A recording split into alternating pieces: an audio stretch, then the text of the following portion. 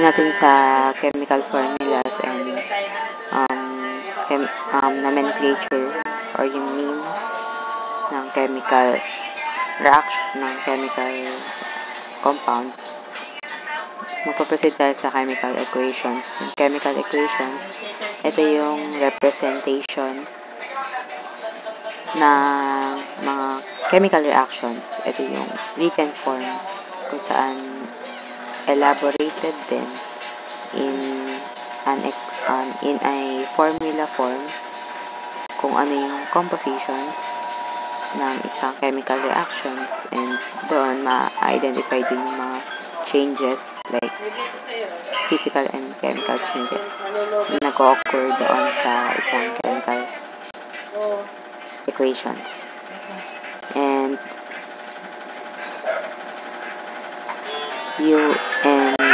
ang chemical reaction, ang chemical equations natin is merong reactant and product sides. Yung reactant side is yung nasa left, and yung product is yung nasa right. Basically, yung product is yung napoproduce mula sa reactant. Yun lang. And yung reactants and products, pwede sila, nag-a-appear sila in different states. Pwedeng solid, liquid, and gas. And isa pang state is yung aqueous solution or yung AQ. Ayan yung abbreviation nila. Makikita natin yan sa per chemical equation. So, ayun.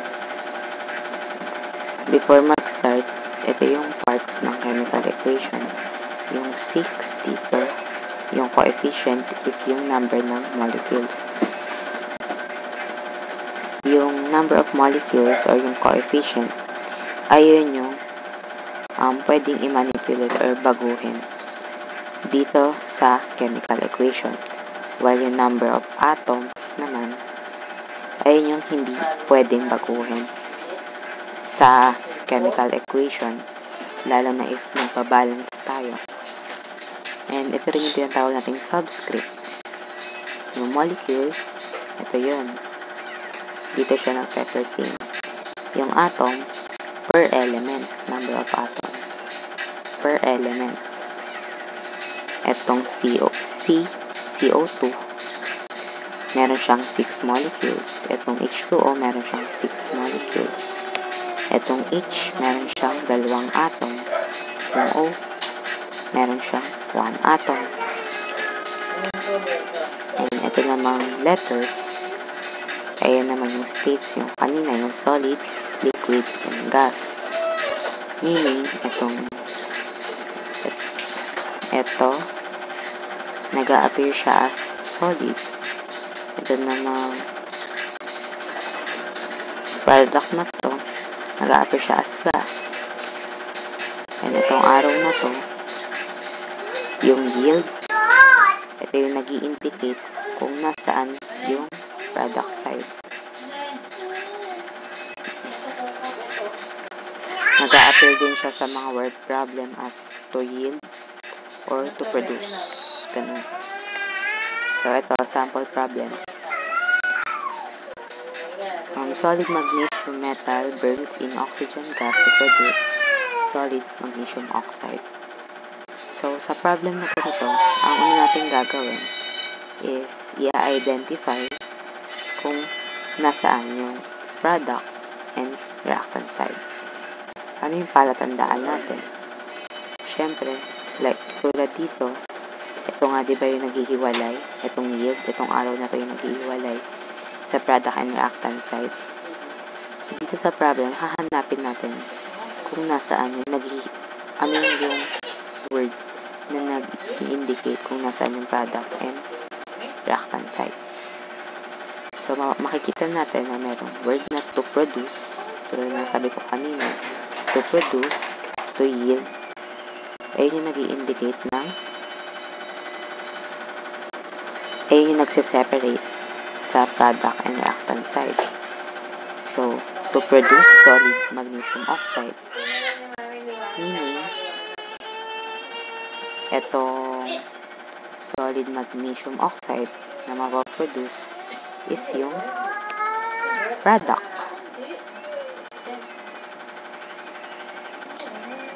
Ito yung arrow, and ito namang solid magnesium metal na na-burn in oxygen gas. Ayun yung reactant. Ito, solid magnesium metal burns in oxygen gas. Solid magnesium metal na nag-burn sa oxygen gas. Yung word na burn indicate na ito ay nag-react dito. Okay? And itong reaction na to is combustion kasi may involved na word na to. If may word problem din, may nakita kayong ganito, combustion yun. Okay. So, ito na. After natin ma-identify kung ano yung reactant and product side, magpo-proceed na tayo sa pagsusulat ng element na nagko-compose each side. And syempre, kailangan din natin isulat, i-include, i-write yung state. Okay? S for solid.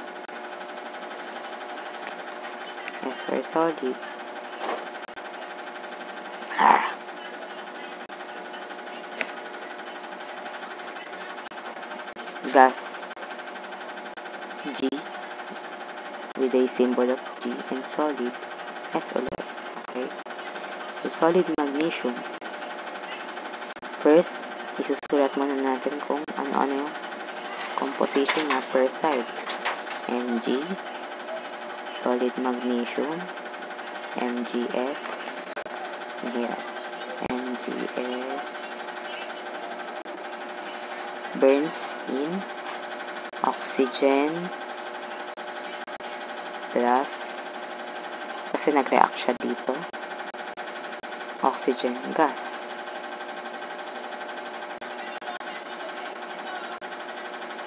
G.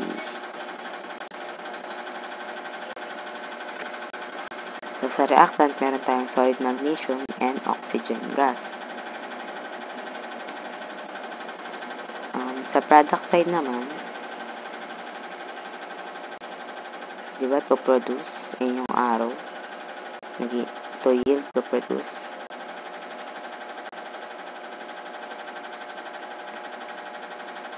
Produce solid magnesium Mg oxide. Solid, lagay yung state na S. Pero, hindi lang dyan nagtatapos yun, diba? After nating ma-identify kung ano-ano yung composition per side, yung kailangan naman natin ngayon i-consider kung ano yung subscript nila, yung ionic charge nila. Okay? So, Mg, titingin tayo sa ionic trend chart table, ionic charges ng mga to. So, Mg nasa second group, meron siyang 2. Mg, meron siyang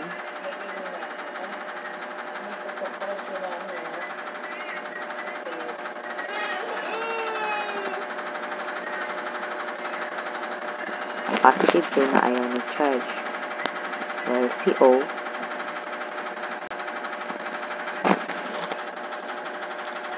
meron din siyang 2 na ionic charge. Sa other side naman, wait lang pala. Tatandaan din pala natin na si oxygen, hindi siya pwedeng maging mag-isa lang. Kaya lalagyan natin siya ng 2 na subscript. Bakit? Kasi meron tayong rule na si oxygen when magre-react siya sa other elements at hindi naman siya ibabond, need na mag-a-appear siya always in pair. Di ba meron tayong list ng diatomic atoms, diatomic molecules? Yun siya, doon siya belong. CO and yung iba pang elements like hydrogen, nitrogen, yung may mga gen, and yung may mga in, fluorine, chlorine, bromine, and iodine, iodine. So, yung tatlong gen, hydrogen, nitrogen, oxygen, tatandaan nyo, and yung fluorine, chlorine, bromine, and iodine, yung 7 na yun, if magre-react sila sa ibang element, kailangan, and separate sila, hindi sila pwedeng mag-separate alone. Kailangan, if mag-separate sila, kailangan mag-a-appear sila always in diatomic. Magkakaroon, lagi silang may 2. Okay? Tambaray natin. May 2. So, balik na tayo dito.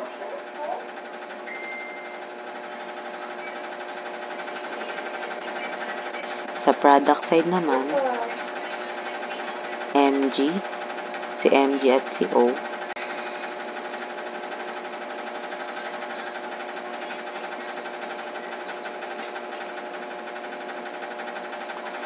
ang charge ni Mg, magkatulad lang din, 2, si O ay 2. And dahil same lang naman sila, walang crisscross na magaganap. Ang mangyayari, maka-cancel out lang itong mga to. Itong ionic charges na to. Cancel kasi same lang naman. Cancel. So, ito na yung final. Mg plus O2 plus MgO. And anong type ng bond to? Si Mg. Tanong ko lang. Comment kayo sa baba. Joke.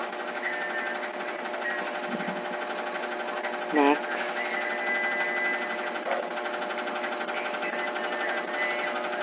Sa pag-aano lang to, pag-rate lang to ng equation. Wala pang balancing to.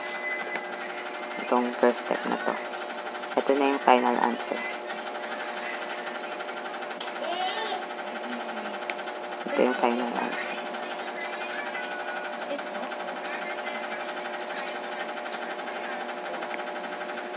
Next.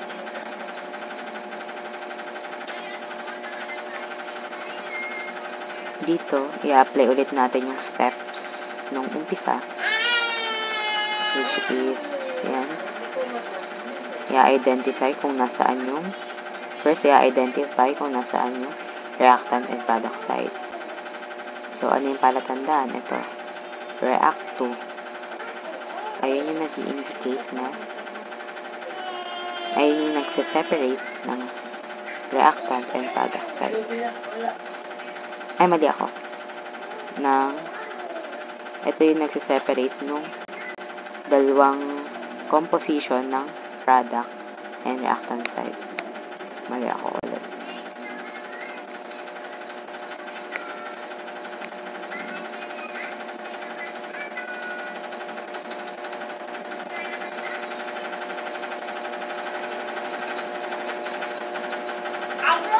ito yung to produce pala.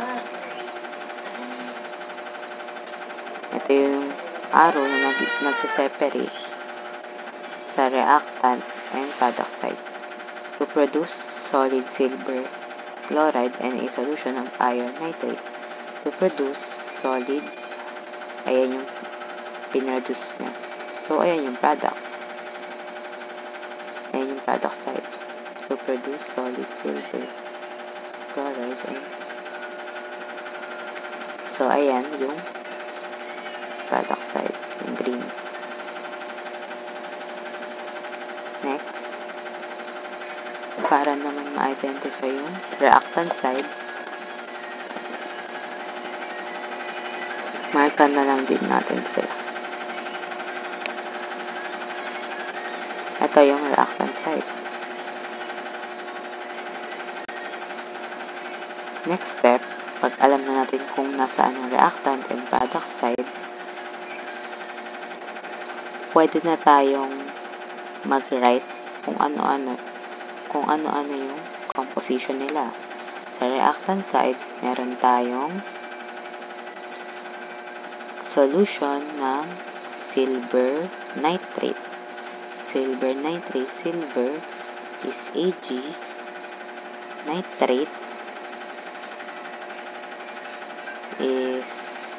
nitrate is a polyatomic ion. So, ano ba si nitrate?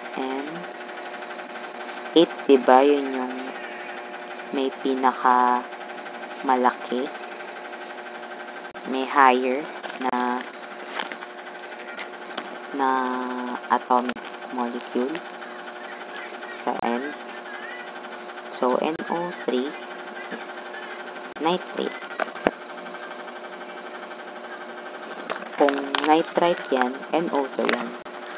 Okay? And yung end dito, yun yung nagsiseparate sa dalawang side ng reactant. Ay, dalawang reactant pala. Okay? Solution ng, wait lang, solution to.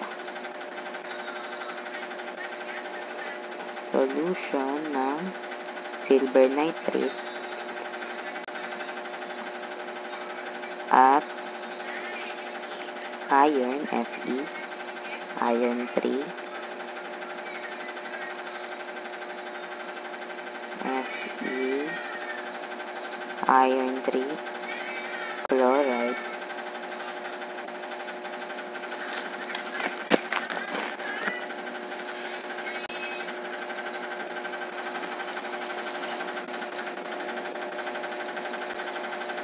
to produce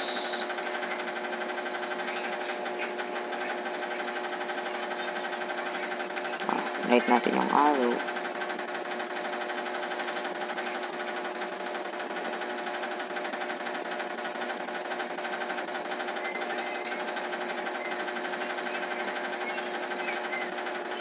Wait lang, mali ako dito.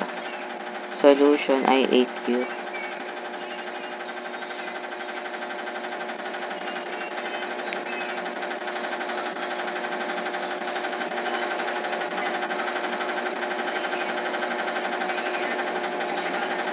Din to.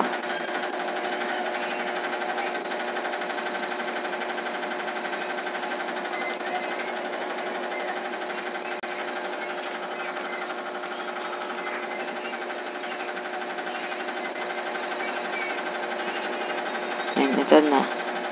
Solid na silver chloride. Ag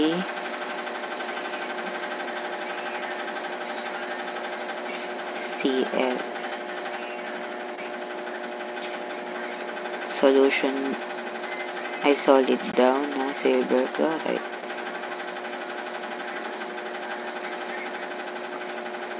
And, diba, and siya ay nagsiseparate sa dalawang product. Solution daw ng iron nitrate.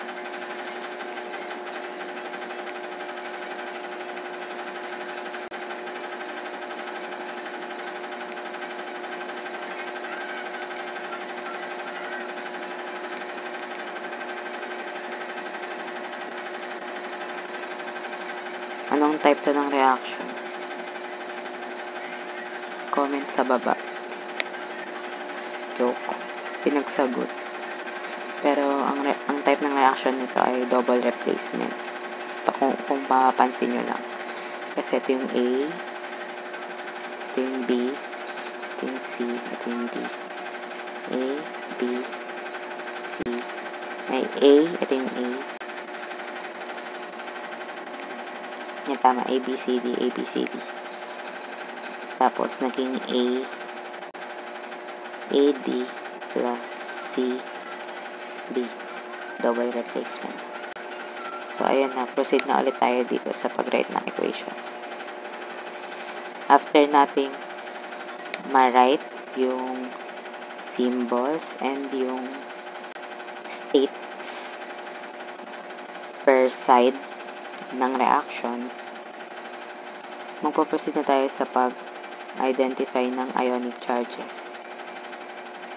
para malaman natin kung ano yung atomic numbers nila. So, CAG and CNO3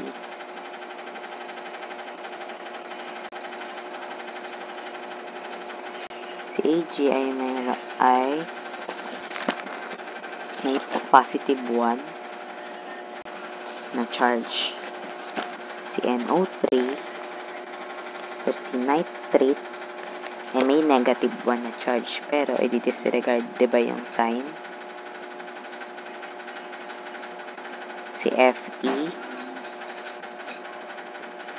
si iron 3 ay may 3 na charge. Si Cl, bakit 3 yung charge ni iron? Diba si iron ay may dalawa lang na, ay may more than 1 charges, such as 2 and 3. And since 3 yung Roman numeric number dito, 3 rin yung ilalagay natin dito. Pero kung 2 yan, 2 rin, 2 ilalagay natin dito. Okay? Si Cl naman ay may 1 na charge. Makikita yan sa ionic charge trend table. Yan. After natin ma-identify yung ionic charge, doon na tayo magsuswitch ng charges. Since si Ag and si NO3 ay pareho 1, cancel lang. So, si AgNO3 ay Ag ay ganyan na talaga. And si FeCl, si iron 3 chloride, criss-cross natin yung kaniyang charges. So, si Fe magiging 1, si Cl ay magiging 3. So, ilalagay natin dito. Ay, hindi na natin ito lalagyan ng 1, pero ito ilalagyan natin ng 3. Okay?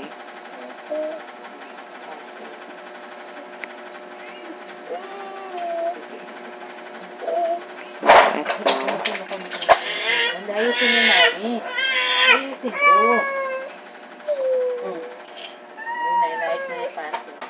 Itong Cl magiging 3. Okay? Sa kabilang side naman,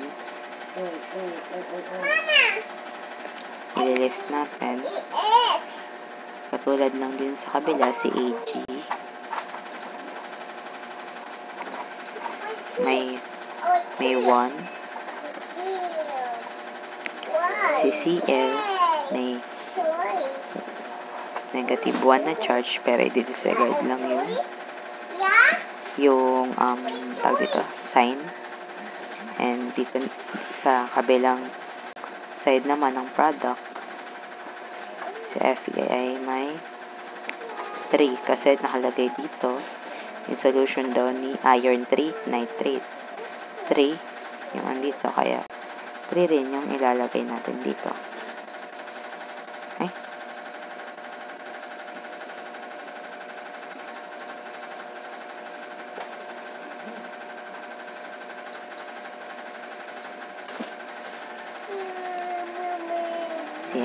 CnO3 or nitrate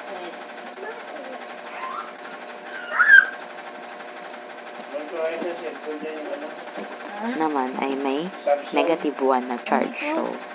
So, nalagay natin na 1. After natin malaman ulit yung charges, pwede na tayo mag-proceed sa criss-cross method. Dahil 1, pareho lang naman silang 1, cancel natin.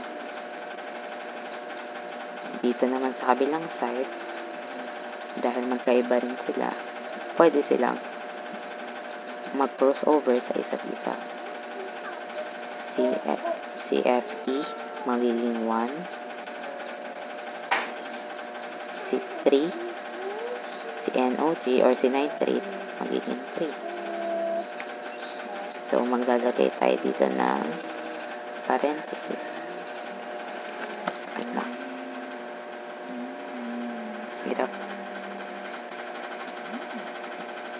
Ng parenthesis.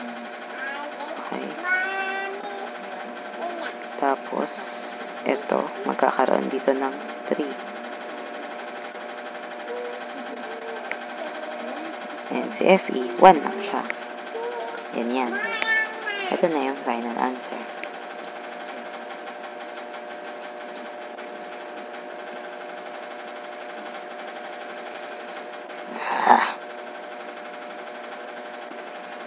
Ito yung final answer.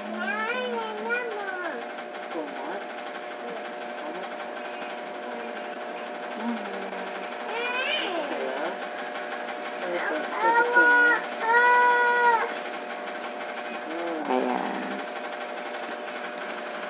Next naman, example problem ulit sa paggawa ng sa pag write ng chemical equation mula sa isang problem. So again, need na ang first step ay identify kung nasaan yung reactant and product side. And yung palatandaan is yung word na to produce or to yield. Ayun yung nagse-separate sa reactant and product side. Ang representation niya ay arrow. Dito, ang mapoproduce ng reaction is solution ng aluminum chloride at liquid bromine. Next, sa reactant side naman, at yung product side in green, yung reactant side naman is ito. So, solution ng aluminum bromide at ng chlorine gas na nag-react sa chlorine gas. Ito plus to. Okay? Itong end plus din yung ibig sabihin yan. So, after natin ma-identify yung reactant and product side, isusulat na yung symbols and states ng each molecule. Okay? So, first, solution daw ng aluminum bromide. Aluminum is Al. Bromide is Br. Bromine. Bromine yung bromide. Solution, AQ. Huwag kakalimutan yan. Reacts, yun yung plus. With chlorine gas, Cl, G, chlorine gas. Again, if ang element na nakasama sa rule of 7 or yung 7 diatomic molecules ay diatomic atoms.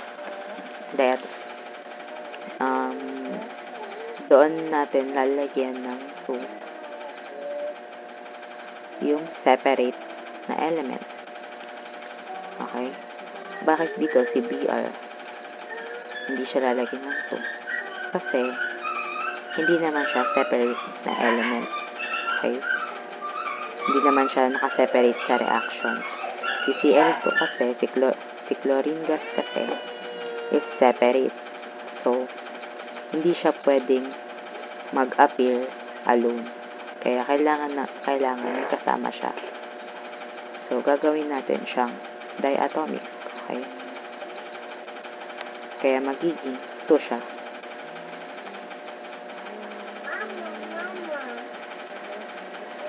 Next, write yung arrow.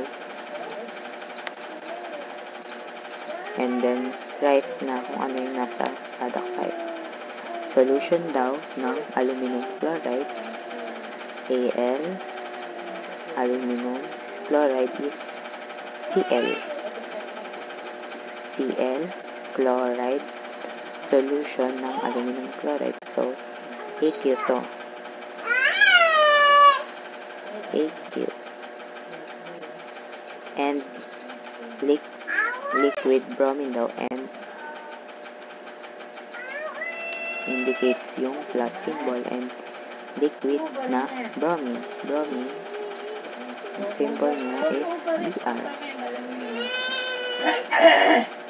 And yung state niya is liquid.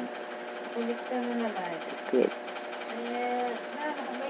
Again, tulad ng sa chlorine, if separate yung isang element na belong sa diatomic, na hindi pwedeng maging separate alone, kaya need natin siyang gawin diatomic. So, bromine is kasali dun sa rule of 7.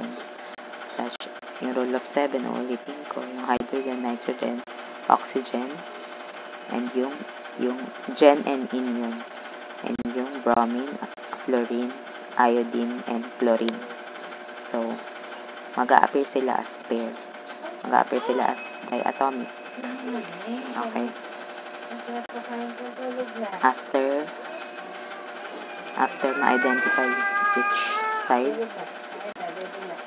i-identify naman, i-rate naman natin yung ionic charges nila para malaman natin yung subscript ng bawat element. So, Al have 3.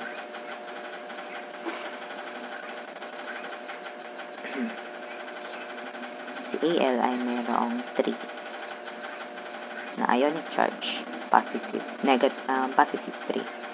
Si Al ay kasali sa metal triangle. Okay. And si Br, si bromine, is nasa group 17, which has positive 1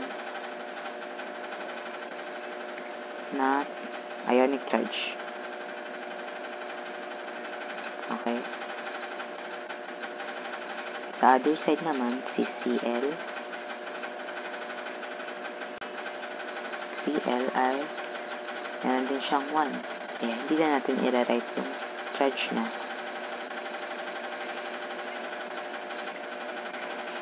Ang mangyayari, dahil magkaiba ng charges si Al, si aluminum at si bromine, magpaproceed tayo sa crisscross method. magko-crossover yung ionic charge ng bawat element. So, si Al, si aluminum, magiging 1 yung charge niya, while si bromine, magiging 3 kasi nag-crossover sila. Kaya ilalagay natin dito, si Al ay may 1 lang, and si Br ay may 3 na atomic number. Okay? AlBr3. Sa other side naman,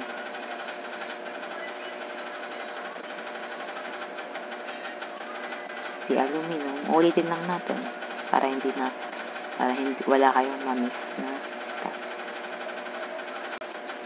Si aluminum may 3 na ionic charge, while si Cl again ay may 1. Si bromine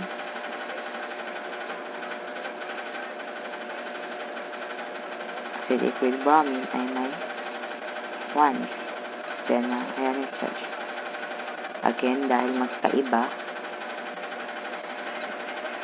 yung ionic charges nito, pwede na magpaproceed na tayo sa crossing over ng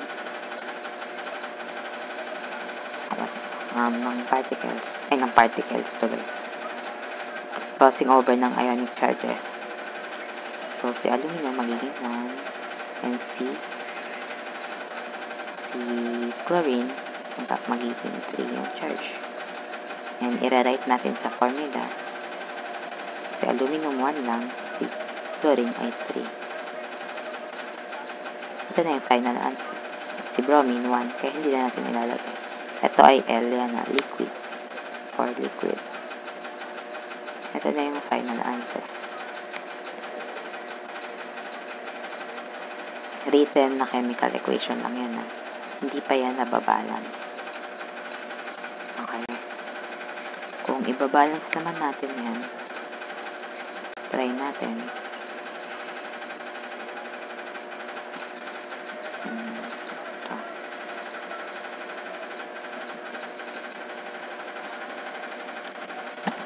Balance.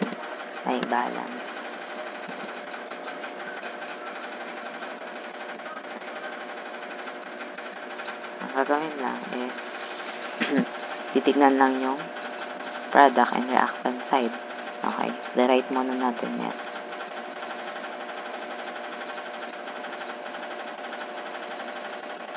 Al, aluminum, bromide, 3. Huwag na natin isulat yung state para hindi nakakalito. Para hindi kayo malito. Okay.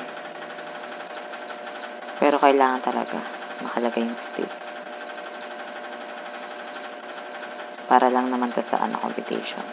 Pero sa final answer, kailangan kasama to. Al. Hirap sa lahat. Aluminum chloride and bromine in liquid state. Okay. Dalawang bromine. And para mabalance natin, kailangan natin tignan kung ano yung mga element na hindi balance per side. So, si aluminum, meron siyang 1. Meron din siyang 1 sa kabilang side. Si bromine, may 3 and may 2 sa kabilang side. Si chlorine, may 2 sa kabilang side and may 3 naman sa product. So, hindi sila balance. Ang gagawin natin, i-analyze. Ang gawin kasi natin dito, analyzation lang. Okay. So, 3 and 2 sa each side. Ano ba yung common multiple ni 3 at 2? Ni 3 at ni 2. 6, diba? Kaya, kailangan mag-equal to 6 itong bromine sa reactant and product side. Kaya, lalagyan natin to ng 2. And dito, lalagyan naman natin ng 3. Okay? Ay, 1.5. 3. 2 times 3 equals 6. May 6 na to. And 3 times 2, may 6 na rin to. Balance na. Pero,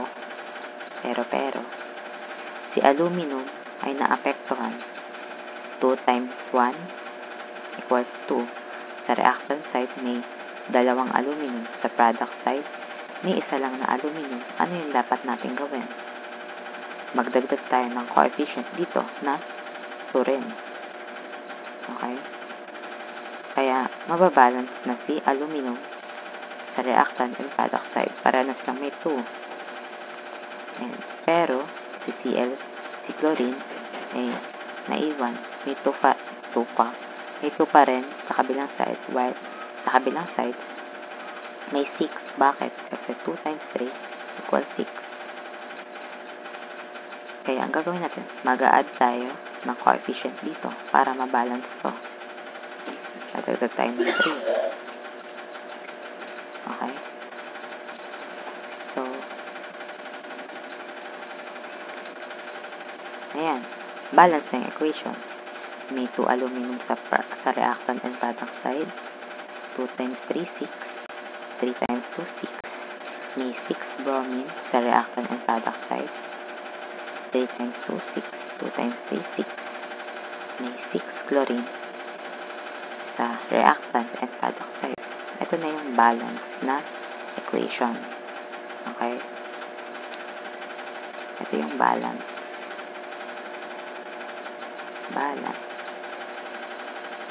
Pero, if i-rewrite lang naman yung chemical equation, ito yung answer.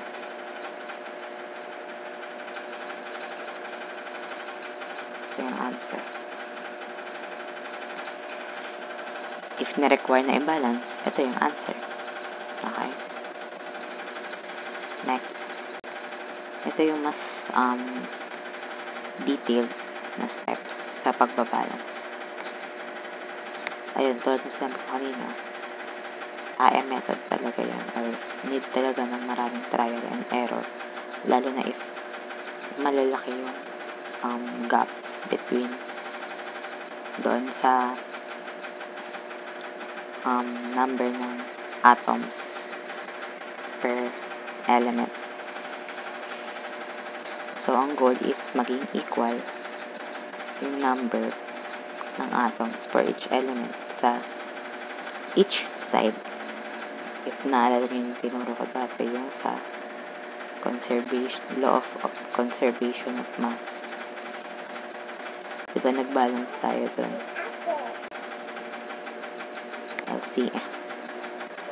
Law of conservation of mass. Nag-balance tayo dun. Ganun lang din yung steps dito. Basic rules: never change a formula to balance the equation. Manipulate the coefficients, not the subscript. Yung meaning ng never change the formula is yung huwag niyong babaguhin yung composition, syempre, para lang maging balance. Huwag kayong magdadagdag ng mismong element, okay? Ang pwede lang idagdag, ang pwede lang bago-baguhin, pwedeng idagdag is coefficients lang, yung number sa gilid ng element. Kunyari carbon, calcium 3. Ang pwede lang baguhin is yung number sa side, yung coefficient. Ito yun. Bawal tayo magdagdag ng element. Okay? Sample problem. Ito is hydrogen gas, oxygen gas,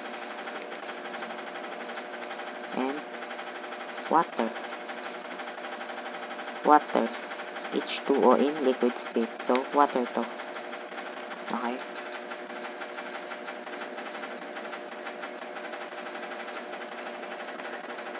Para mabalance natin to, if want nyo ng step by step, i-list nyo yung number ng atoms. Pwede rin naman yung mental math na lang para mas madali. First, i-list yung elements na involved sa reactant and product side. H and O lang.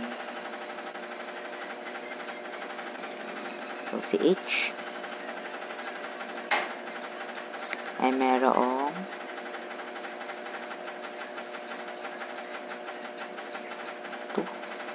sa reactant side, and si O ay meron din 2 sa reactant side.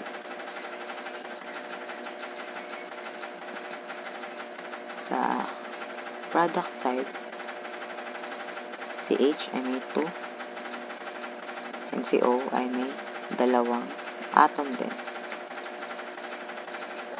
Atoms yung pinag-uusapan natin dito.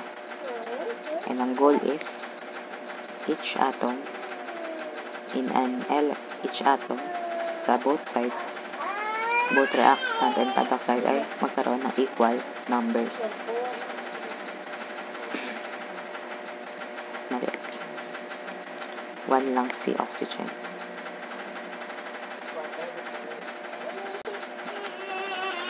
Meron lang siyang 1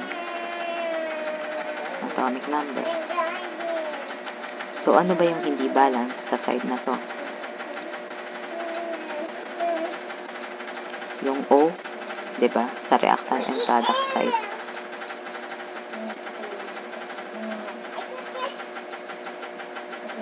So, ang need natin i-balance is ito.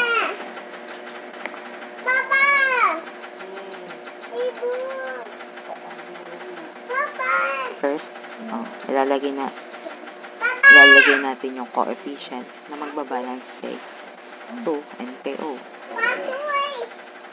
So, dito may 2, dito may 1.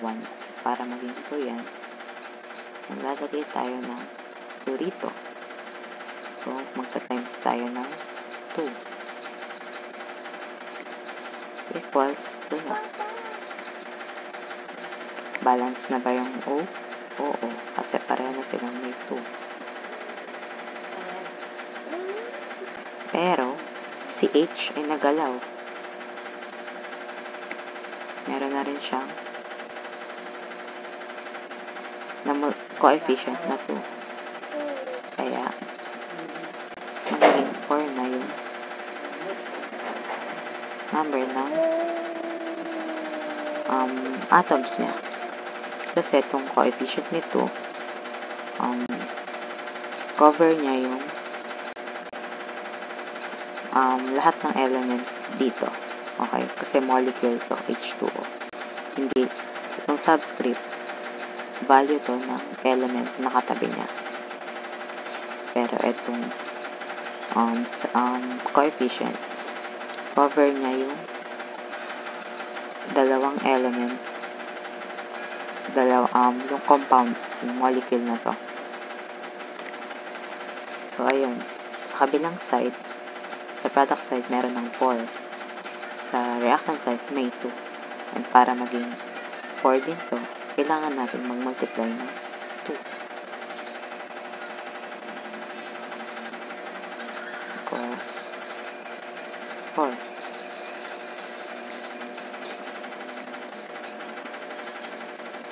So, maglalagay tayo ng 2. Ay, hindi na ganyan.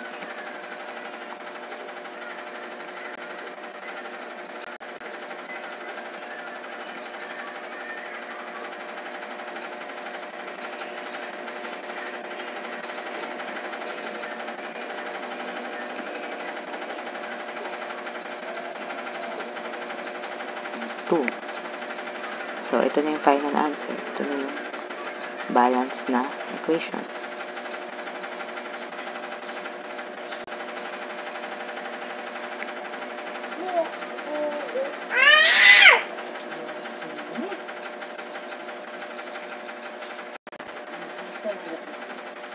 Okay. Next one. Balance the elements that appear more than once only either side last.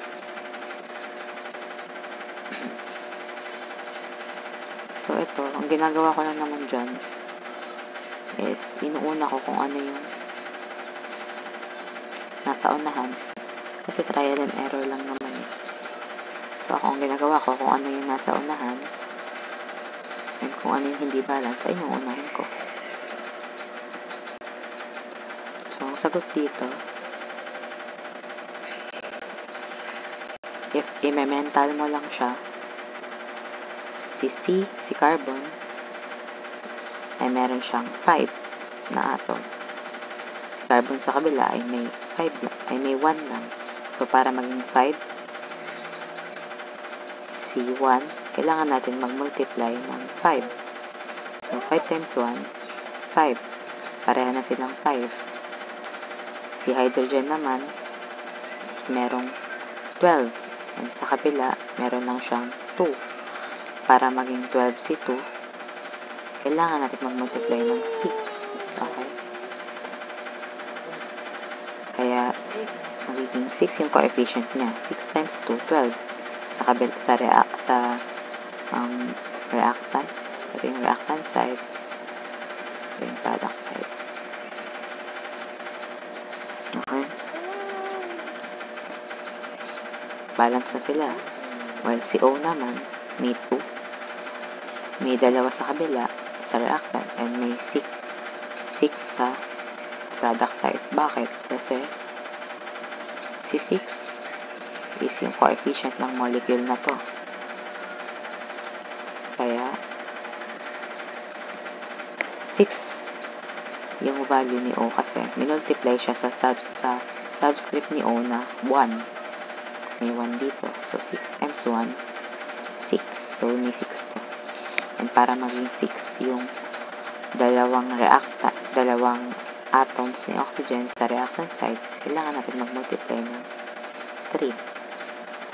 So 3 times 2 is 6. 6 times 1 is 6. Balance na yung equation. Ayan na yung final answer. Pero if want nyo na step by step,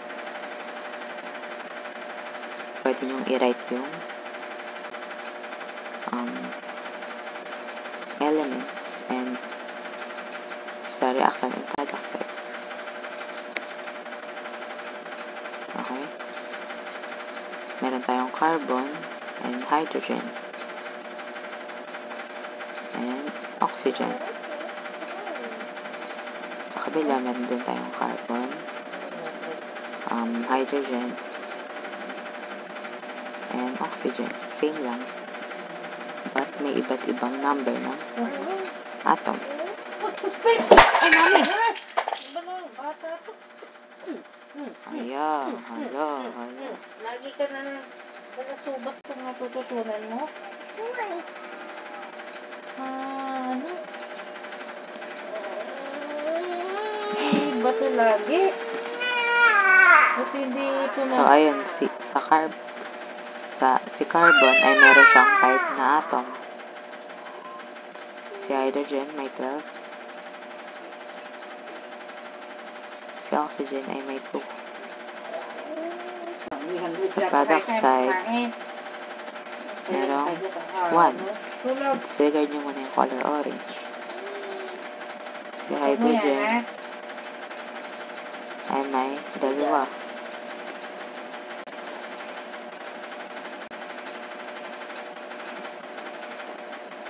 Si oxygen ay may 1 na atom. So, lahat sila dyan ay hindi balance. Si carbon, hindi balance. Si hydrogen, hindi balance. Si O, hindi balance.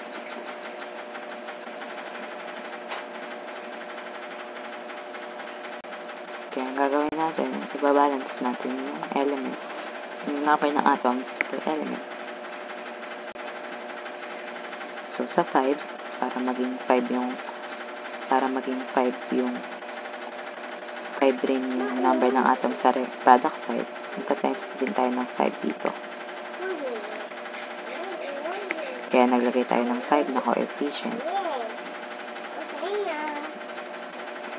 Balance na ba sila? Oo, diba? Balance na. balance na. Sa reactant side, yung hydrogen, meron tayong 12. Sa product side, meron tayong 2. Hindi sila balance. So, para maging 12 yung number ng atoms sa product side. Babato mo na naman? Mag-multiply tayo ng Babato mo na naman 6 ito. or mag-add tayo ng coefficient na 6. Yan binabato. So, 2 times 6 is equals to 12.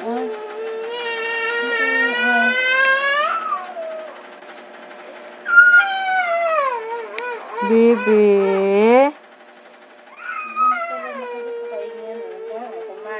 So, sa reactant side naman, and sa product side, hindi rin balance yung oxygen. So, kailangan natin i-compute muna kung ilan yung value ni oxygen and ni sa reactant and product side. Dito naapektuhan si oxygen. Kasi sa product side, nag-multiply tayo ng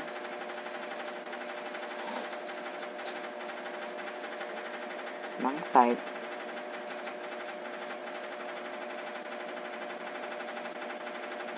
So, merong sa carbon dioxide, meron tayong 5 na oxygen. While sa water, sa nag-evaporate na water, meron tayong 6 na oxygen.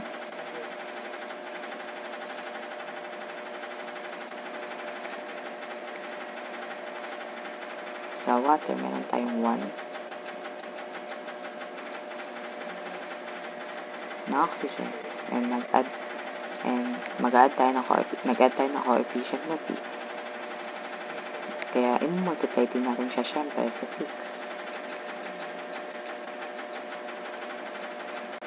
So, meron tayong 6 oxygen sa nag-evaporate na water.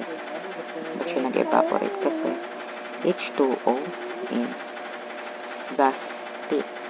Gas na siya, hindi na siya liquid. Kaya, meaning, nag-evaporate na siya. So, ayun. 5 plus 6. 5. Ay, ito pala to. Sorry.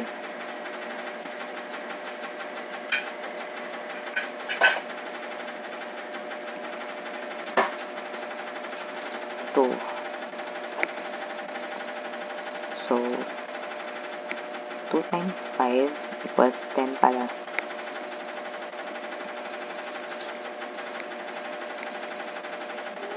Kasi ito, 5 times 2. 5 times 2 is equals to 10. Tingnan natin. Iihinga lang ako. Ito lang muna kay ate. Oo, pagpiprito ako eh.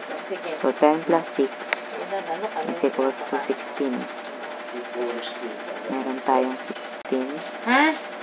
Oras ka. Sabi, ay matulog eh. Meron tayong 16 na oxygen sa product side. While sa reactant side, meron tayong 2 lang. And para maging 16 din yung tama mo nakalimutan mo. 8 to. May 8.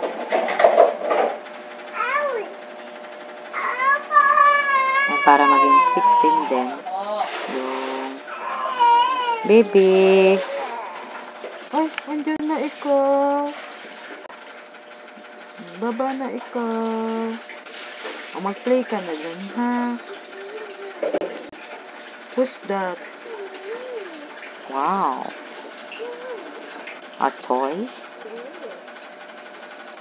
So, para maging 16 din, yung value, ay yung number ng atom sa reactant side,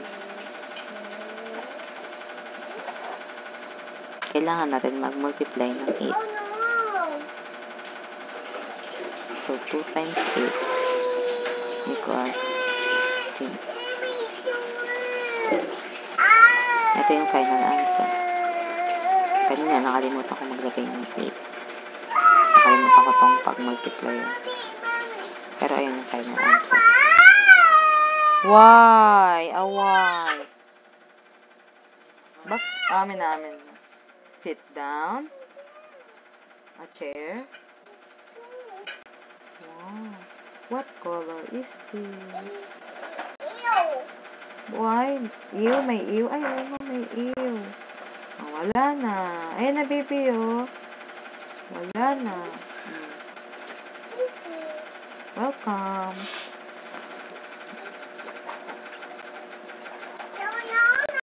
And yung next one naman is Sige, magpiprito ko na. 3 polyatomic groups that appear on both sides as single unit. Ito na yun. Yung kanina. May ganito ba akong kanina?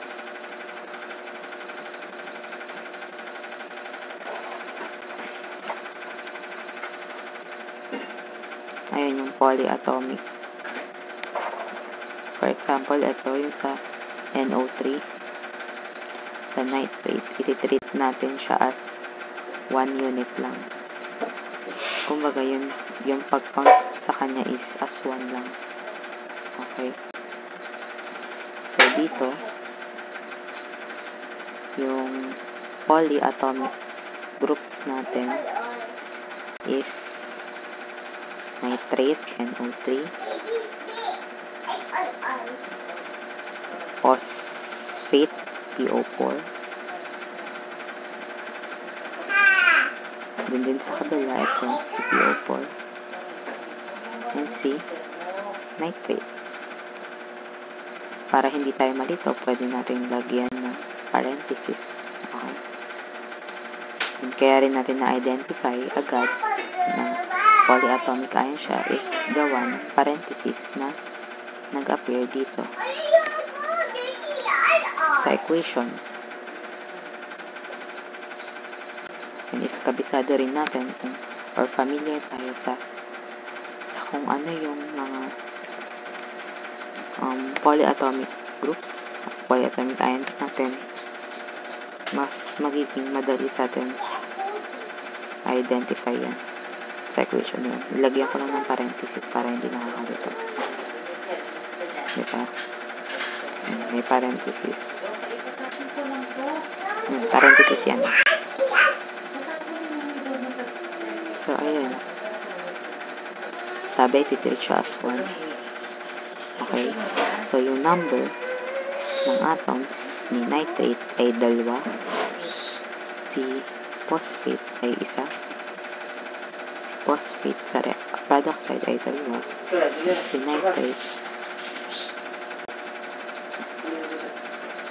nitrate sa product side ay 1. So, ito yung reactant. Ito yung product side. First step, diba? Ililista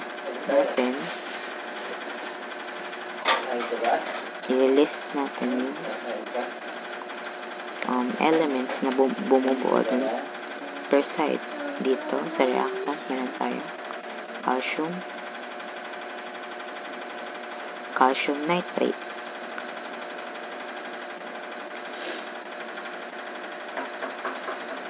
Sa product side, ganun din, meron din tayo potassium phosphate.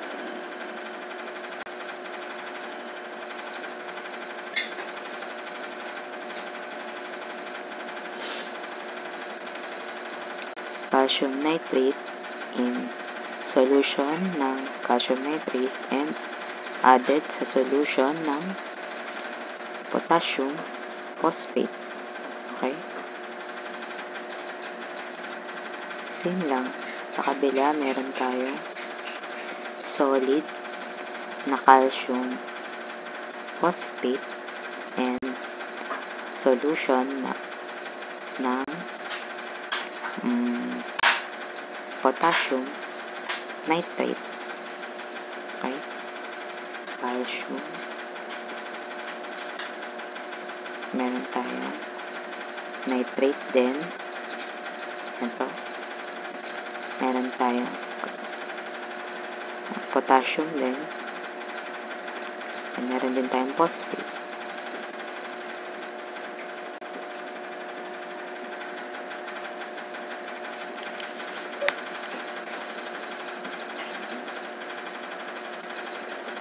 So, sa side na to, sa reactant side, meron tayong isang calcium, dalawang nitrate. Ito yung dalawa. And meron tayong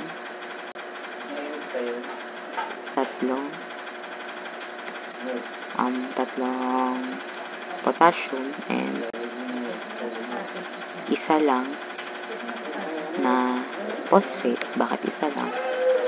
Kasi wala namang nakalagay dito na subscript. Etong PO4 is part siya ng polyatomic group. Okay?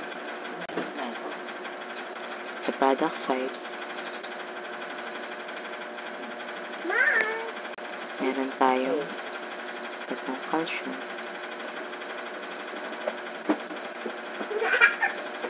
Sa product side, meron tayong dalawang phosphate.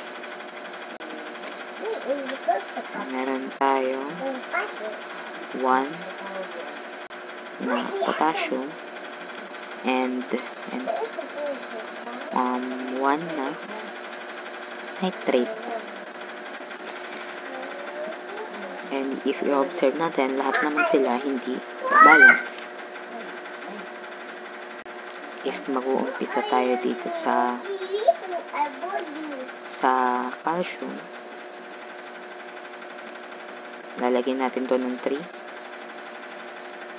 Hindi naman mababalance to.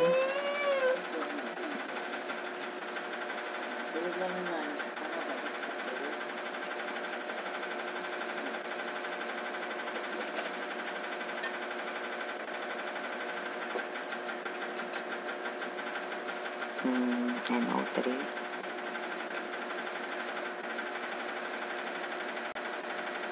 Hindi naman natin siya agad mababalance if mag-start tayo sa calcium.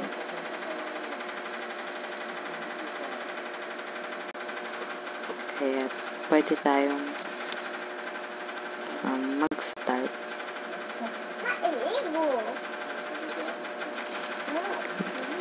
pero tatry pa rin natin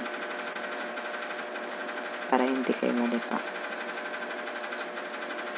Kunyari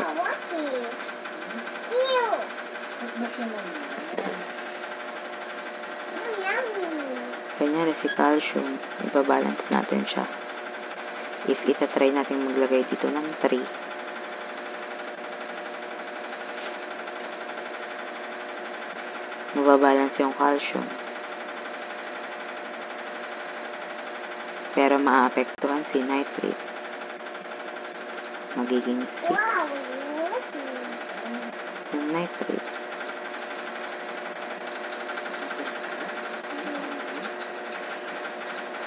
Kasi coefficient siya ng molecule na to. Kaya affected din siya. So magiging 6 yung nitrate. Sa kabila naman 1 lang yung nitrate. So mag-a-add tayo dito ng 6 na coefficient. So times 6. Balance na sila. Diba balance na sila? 3 dito, 3 dito. 6 sa reactant. 6 sa product. Meanwhile, si K naman, naapektuhan siya dito. Dahil may 1 siyang subscript and meron siyang 6 na coefficient, magiging 6 din si K sa product side. Kaso, hindi na sila balance ni reactant side. Si K dito ay may 3. So, para maging balance sila, mag-multiply tayo ng 2 or mag-add tayo ng coefficient na 2.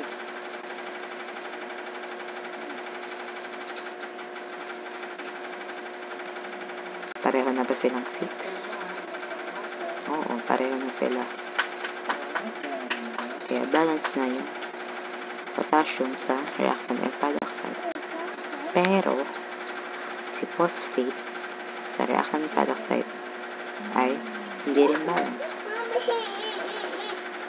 Kaya, dahil nag-add tayo ng coefficient na 2, naapektuhan din siya dito. So, yung coefficient na 2 sa reactant side is mamumultiply na sa isang PO4 sa reactant side. Kaya magiging 2 rin to. Wala na tayong kailangan i-add dito. And wala na rin tayong kailangan ulit i-add na coefficient. Lahat na sila ay balance. Okay? So, ayun yung final answer. Ito. Tatlong molecule ng tatlong solution ng calcium nitrate na nag-react sa dalawang solution na potassium phosphate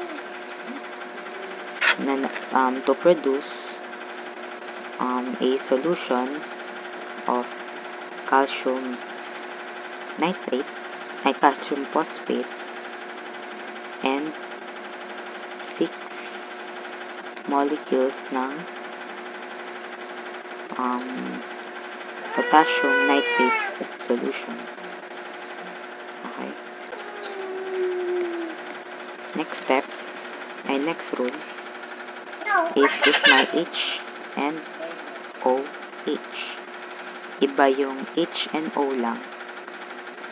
Tulad dito. Diba may H and O? Hindi siya kasali dun sa rule about sa H and OH. Si OH ay separate na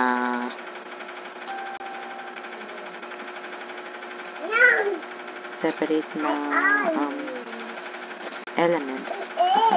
Okay. Separate na group. Si OH is hydroxide.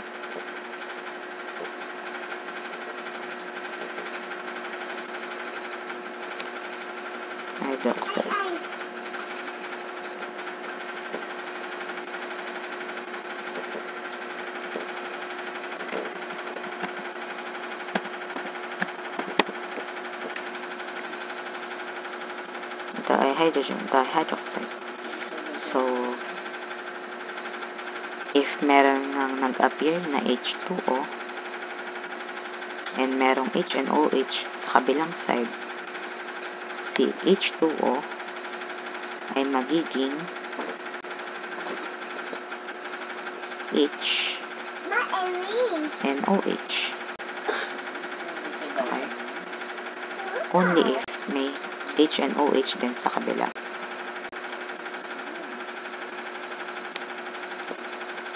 Ito yung example. First, nasaan yung H? If may H2O and OH yung given, mas okay if separate agad natin si H and OH sa H2O.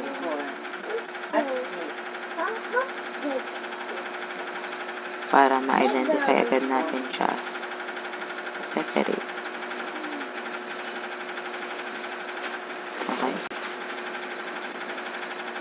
Pero, ang ginagawa ko, nilalagyan ko siya ng parenthesis para hindi magulo. Parenthesis ko.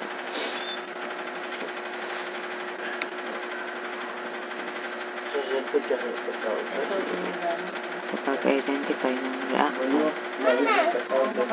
and product side, element ng reactant and product side.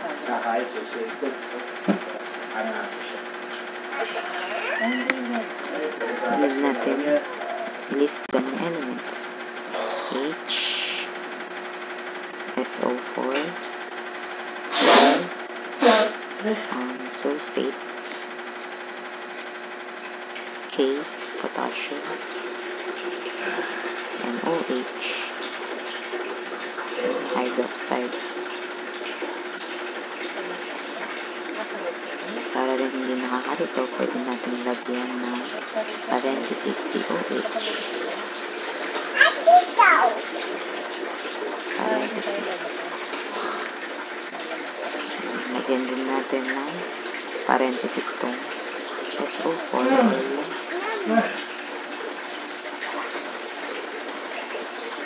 sulfate natin. Ito ay polyatomic group. Kaya separate din yung value niya.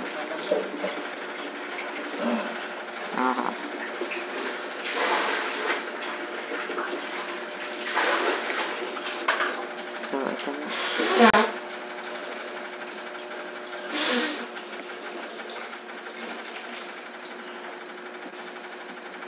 Sa product side, meron ding same composition.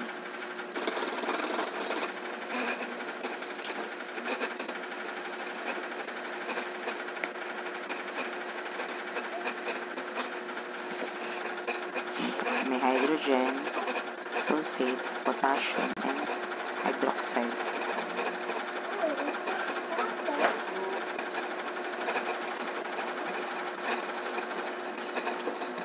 Sa reactant side, meron tayong dalawang hydrogen. Sa yung sulfate, meron tayong 1 lang. Sa potassium, meron tayong 1 din. And sa OH, meron din tayong 1 lang.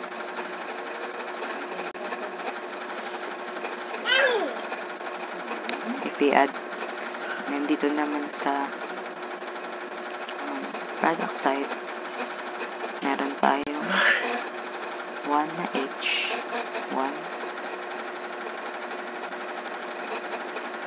1 na sulfate, 2 potassium,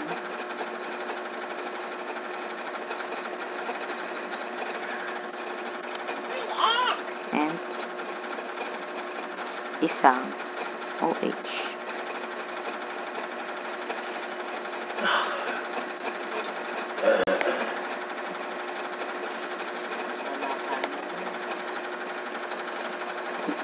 Si sulfate ay balance na. Si OH ay balance na rin.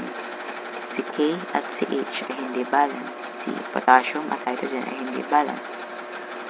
So ako, ang uunahin ko is yung nasa reactant side. Since sa product side may 2 ng potassium and sa reactant ay may 1 lang, magmumultiply ako ngayon ng 2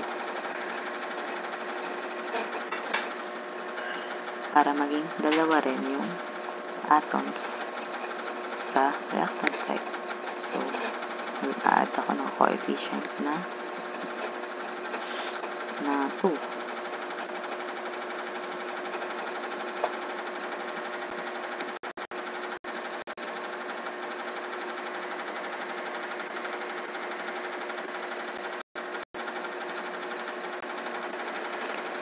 So, balance na si K, si potassium sa reactant and product side. Pero, sa reactant side, naapektuhan si hydroxide or si OH. So, 2 times 1 is 2.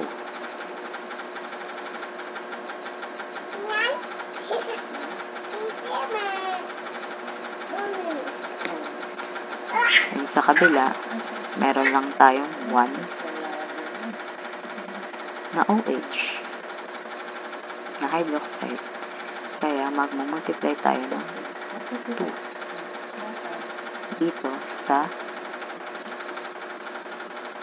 hydroxide sa product side para maging 2 rin yung hydroxide.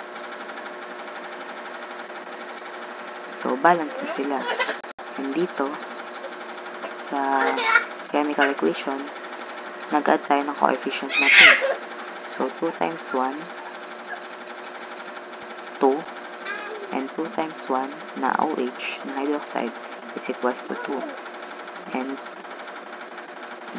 ito lang, binreakdown lang naman natin siya para matreat natin siya separately. Pero sa equation, mag-add tayo dito ng 2 kasi ito pa rin yung final answer, final formation ng equation. Kaya lang natin siya binreakdown like this is para matreat natin siya separately na hindi nakakalito. Pero ito pa rin yung final form kasi nasa rule, diba, na hindi natin pwedeng baguhin yung formula. This is a way lang para matreat natin siya separately. So, nag-add tayo dito ng 2. Kaya si 2 dito sa side na to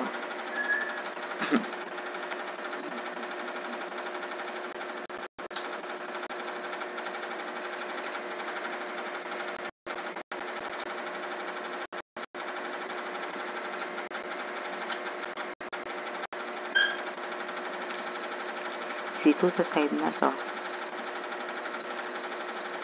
is mapunta na dito. Okay? So, pero if dito, i-multiply natin siya sa separate na to, para matreat natin siya separately, 2 times 1 is 2 lang. So, 1 times 2 is 2. Bakit? Kasi nga, i-treat natin siya separately. Meron lang tong 1 na atom,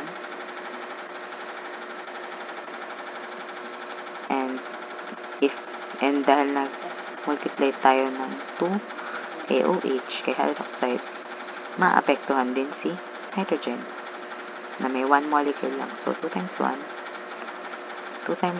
is 2. Balance, kaya naging balance din sila ni hydrogen sa reactant side. So, if i-check natin, lahat na sila is balance. Ito na yung final answer. Ito. Ang final answer dyan ay ito. Hindi na isasama yung 2 and OH sa taas. Okay. And ito, more examples.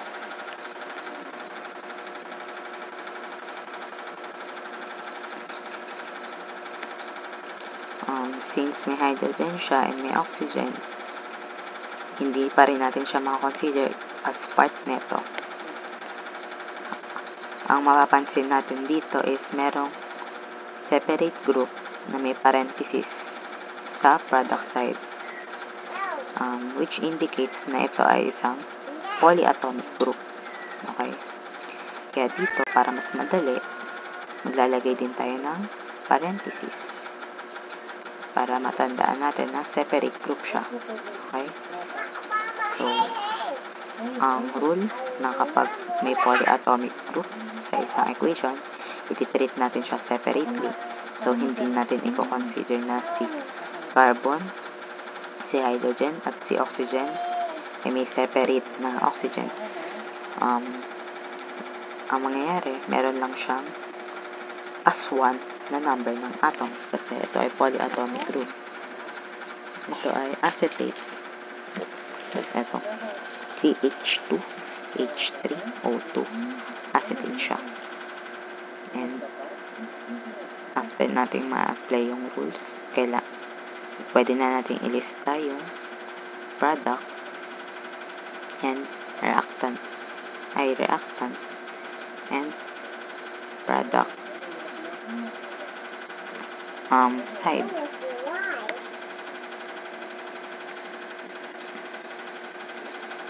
So, ang first, sa reactant side, meron tayong aluminum, solid aluminum, na nag-react sa solution ng hydrogen and acetate.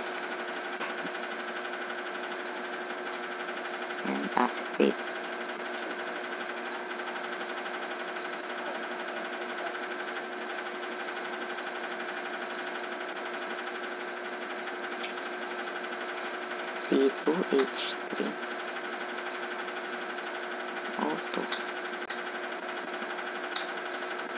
And itong compound na to ay hydrocarbons. Okay.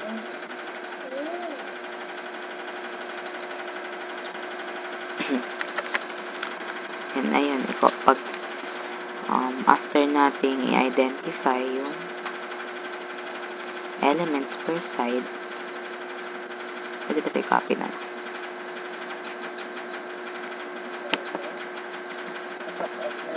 Ay, hindi pala naka-copy. Okay. So, after nating i-identify,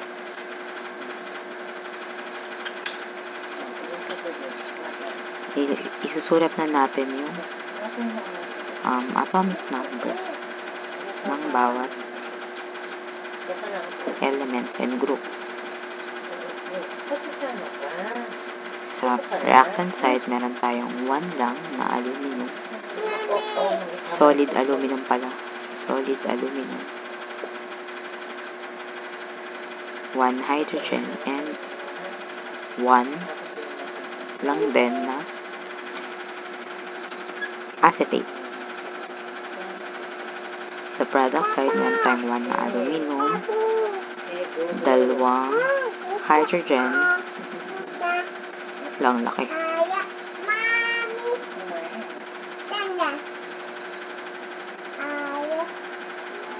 Wow! Nagsising si baby. So, 2. Meron tayong 2 hydrogen. And meron tayong 3 atoms na acetate.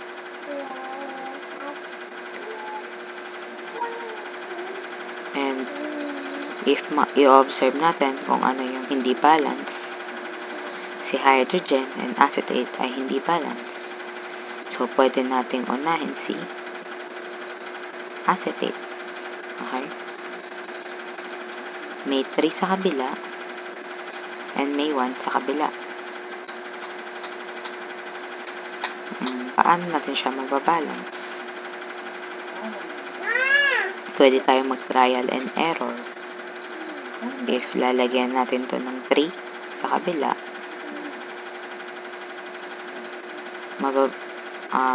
if lalagyan natin to ng 3 sa kabila, mababalance sila. Kasi magkakaroon ng 3 acetate and 3 acetate sa reactant and product side. Pero si hydrogen ay magiging 3 lang din, while si hydrogen din sa product side ay may 2 lang. So, mahihirapan tayong i-balance if 3 and 2 yung values. So, pwede pa rin nating i-try, and pwede rin namang mag-jump na tayo sa mas higher value. So, si 3 at si 2 ay complements and ay magkasama dito. So, 3 and 2, ano ba yung common multiple nila? 6, diba? So, maglalagay tayo ng 6 dito. Therefore, if may multiply natin si hydrogen sa reactant side into 6, magkakaroon tayo ng 6 hydrogen atoms sa reactant side. And sa product side, para maging 6 din si hydrogen, kailangan natin mag-multiply ng 3. Mag-add ng coefficient na 3. So, 2 times 3 is equals to 6. Balance na sila, diba? Pero, si acetate is naapektuhan. Dahil nag-add tayo ng coefficient na 6, i-multiply din natin siya sa 6. So, 6 times 1 is 6.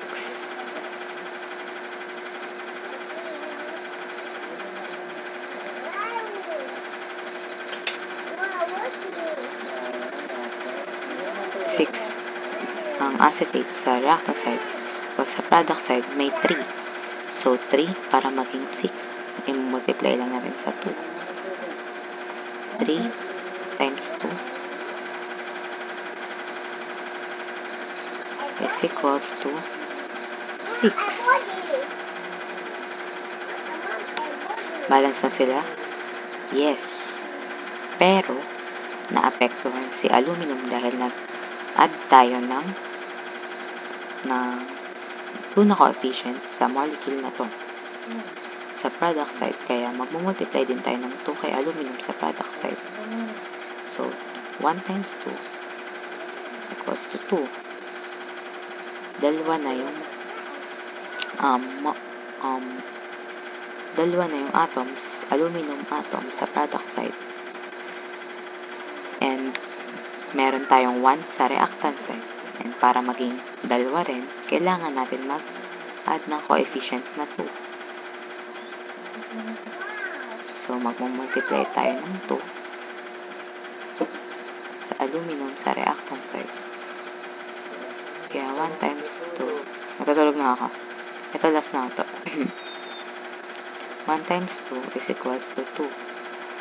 And 1 times 2 is equals to 2. Balance na silang lahat. Ito yung final answer.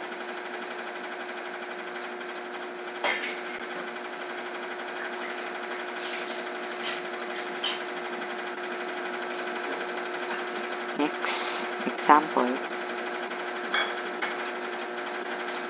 Sa H3,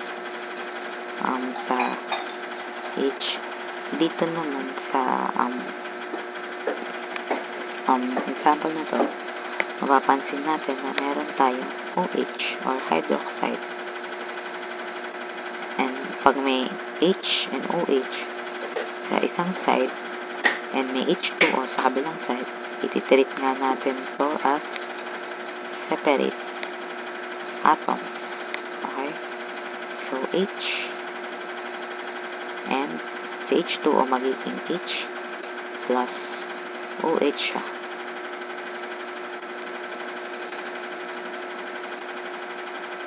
Lagyan natin ang parenthesis.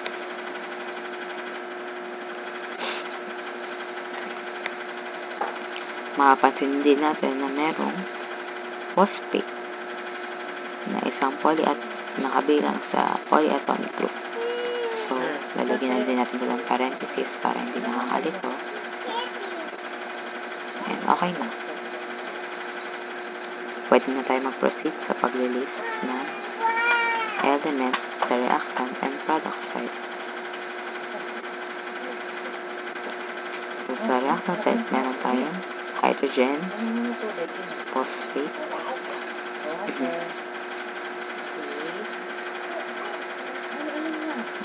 solution ng hydrogen and phosphate,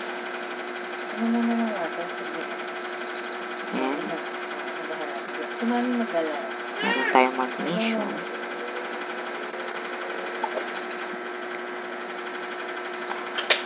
and hydroxide, OH.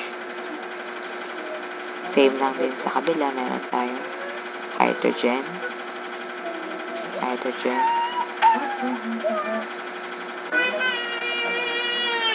meron tayong phosphate,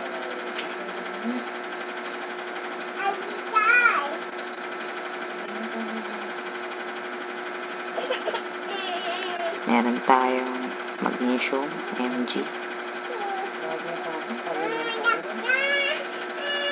and meron din tayong OH.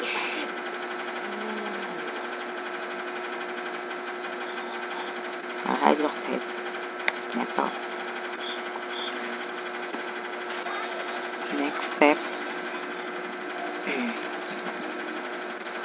Next step, ilalagay lang natin, i-write natin yung number ng atoms per element. So, hydrogen, meron tayong 3 sa reactant side, 1 lang sa phosphate dahil wala namang nakalagay na subscript, 1 lang din sa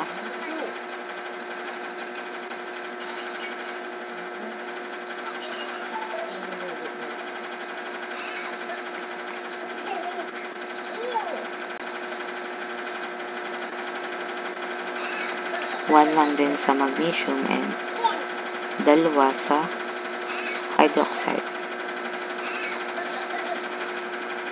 Sa kabilang side, meron tayong isang hydrogen, 2 phosphate, 3 magnesium, at isang OH. If titignan natin, lahat naman ng element hindi balance. So, pwede rin tayong mag-umpisa dito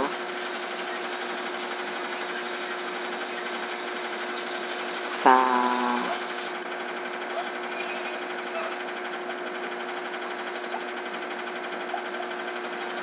magnesium. Okay? Dito ako mag-umpisa sa magnesium. Pwede rin kayo mag-umpisa sa ibang element. Pero ako, dito. Kasi trial and error naman to. So, ang nakita kong potential na pwede kong umpisahan is sa magnesium. So, si magnesium, meron siyang 3 sa reactant, sa product side and 1 lang sa reactant side. So, para maging 3 rin sa reactant, mag-multiply tayo ng 3.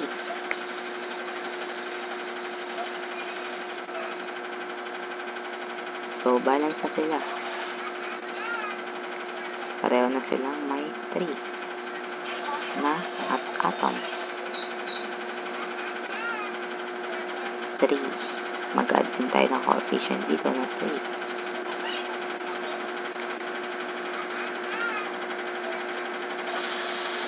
Pero naapektuhan si OH sa reactant side. Dahil sa coefficient na 3, imumultiply natin siya sa subscript na 2 ng OH ng hydroxide. So, 2 times 3 is equals to 6.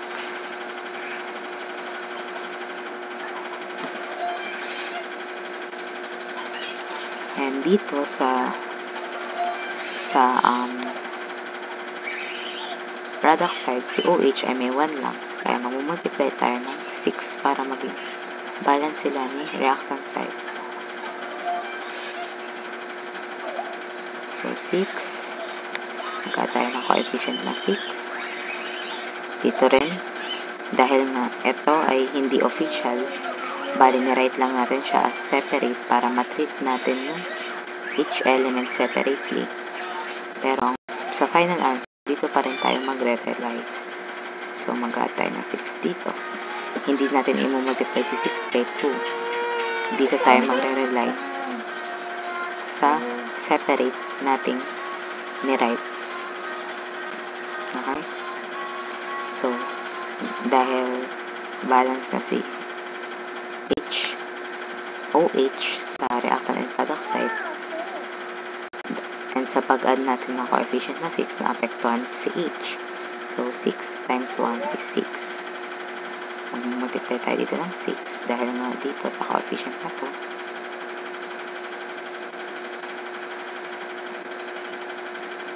6.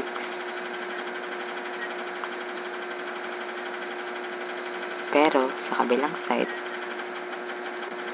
affected si hydrogen na merong sa kabilang side, meron lang 3 na hydrogen. So, dito na-apektuhan si hydrogen. Kaya, need din natin dito i-adjust. So, para maging 6, C3, magmumultiply lang tayo ng 2. Or mag-add tayo ng coefficient na 2. Okay, sa molecule ni hydrogen, sa molecule ni hydrogen at ni phosphate. So, 3 times 2 is equals to 6. Balance na yung hydrogen. And sa pag-add natin ng 2 na coefficient, maapektuhan si phosphate.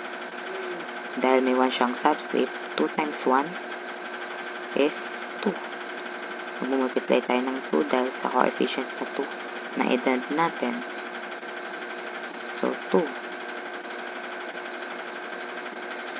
Meron tayong 2 phosphate sa reactant side. Then sa product side, meron din tayong tuna, phosphate. Kaya hindi natin babaguhin. Therefore, balance na itong equation na to. Ito na yung final answer. Ito na yung final answer.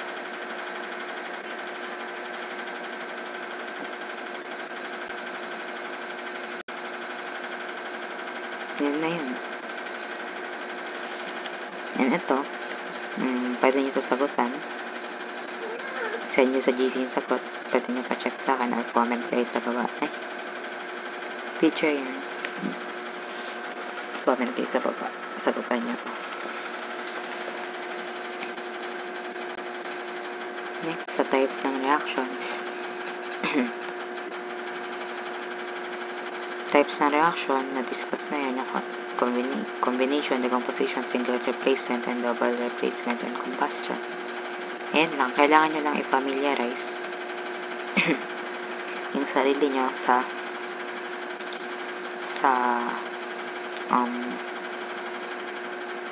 format ng bawat element or bawat substance dito. Basta i-familiarize nyo lang to. Okay? Okay na yun. Pati yung process, ito, mag-focus din kayo dito. Okay na.